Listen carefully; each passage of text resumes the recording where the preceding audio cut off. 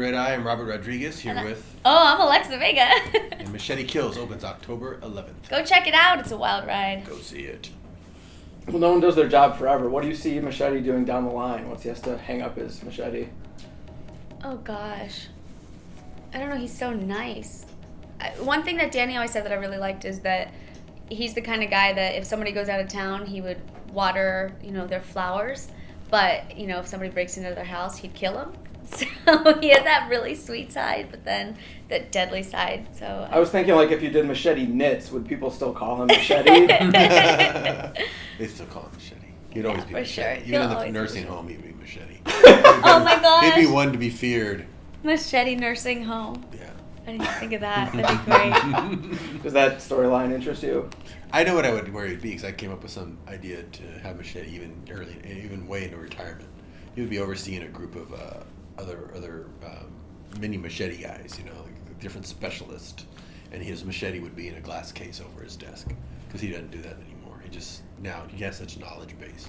He would just be like a guide and a teacher until they all screw up, which they always do. Then he'd have to break the glass and get his machete out and crawl out there and take care of business. That's what I was going to do. You don't see that every day. Awesome. That'd be really cool. And everyone in the office can't wait for him to go back into action because it's like the legend. We've talked a lot about Danny being so different from this character. I think even Mel Gibson called him a pussycat.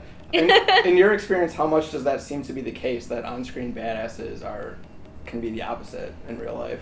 Always. I worked with a guy much. named Bill Sadler who played like one of the bad guys in Die Hard 2, and he made a movie with a bunch of other bad guys. They all became friends. And I went over to his house once.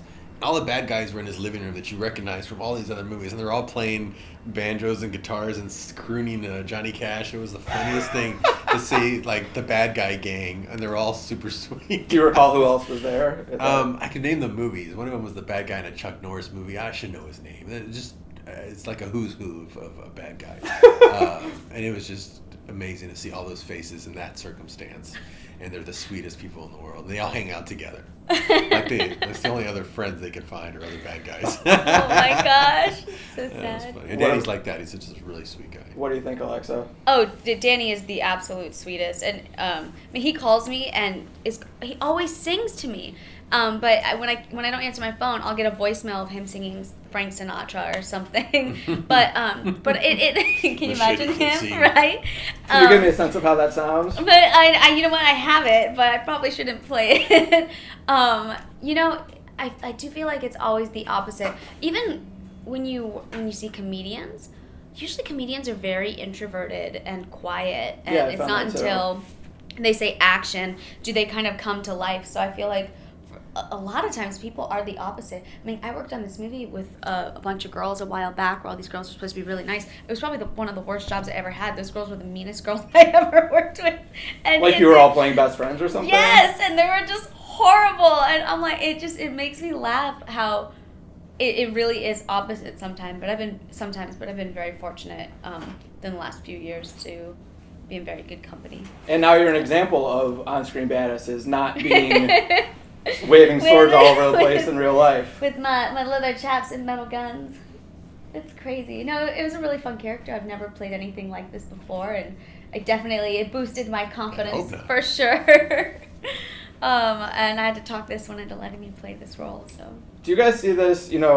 Something great about this is that despite the women being scantily clad, or that some people would be like eye candy, they are strong characters. They absolutely kick ass, and they're clearly not only there as the eye candy or whatever. But do you still kind of see this as being a guy movie? Or Alexa, from your female perspective, do you think women can see past like the wardrobe and see the ass kicking? I mean, it's a Rodriguez film, so you kind of know what you're getting yourself into. It's just like a fun, wild ride.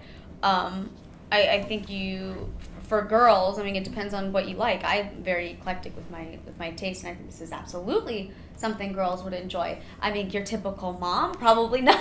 You'd be surprised. My mom was having a blast. And Danny's mom loved it. I had the weirdest diverse audience come up and say how much they love Machete all the time. That's why I was like, wow.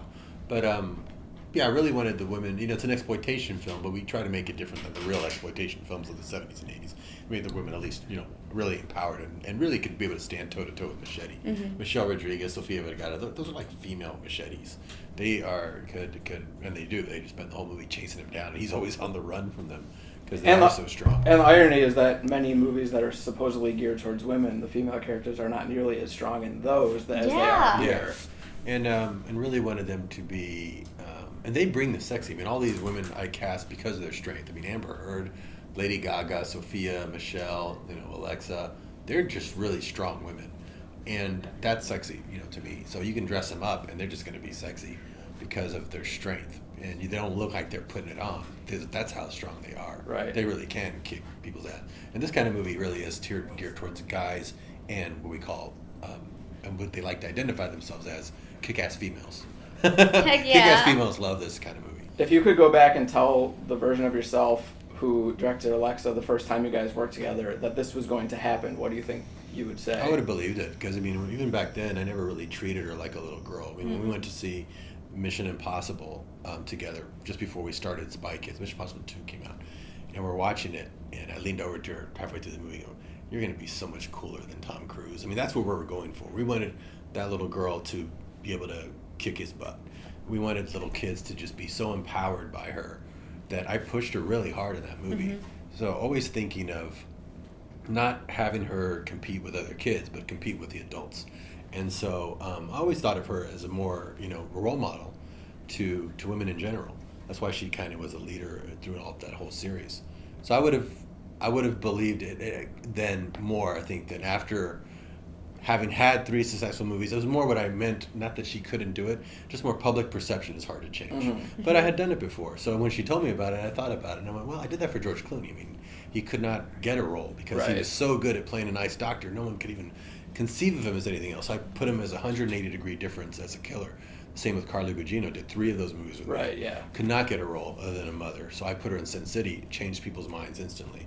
So with her, I thought for her it might take at least 2 or 3 movies. But the very first picture we sent out of her, she looked so confident and went into Rolling Stone. And it was instantaneous. People just changed their mind. Oh, she's grown up. Vanessa Hudgens in this as well. She also just did Spring Breakers. Alexa, did you and Vanessa talk about this sort of thing, the transition, that kind of thing at all? Because both of you going through something similar, making these choices that will say, hello, over here, not 10 years old anymore. No, we never talked about it. I don't think it's really something that you go and you're like, how is your transition going? But it's something we all have to go through, and for some of us it's easier or harder depending on kind of where you're coming from. But I think she's managed to do it really well, and she has a bunch of great projects coming out, and I think people are starting to really take her seriously and respect her, and that's all you hope for. You just want people to take you seriously and respect you in this business. Robert, when people look at your filmography, they may see violent exploitation movies and kids movies. Yeah. How do you think they should react to something like that? I think it's the same kind of movie. This movie isn't that different from a Spy Kids movie. They've already got gadgets. It's very out there, creative kind of offshoots. Because I started as a cartoonist. There's just some are for little kids, the others are for big kids. They're all kind of have this similar humor, but it's kind of like people say, how can you make 2 kinds of movies? Well, if you have kids, you know what it's like. You have a certain voice when you're around your kids, and then you have a certain voice when you're around your friends. You talk completely differently to both groups, and you're still yourself. That's kind of how my movies are.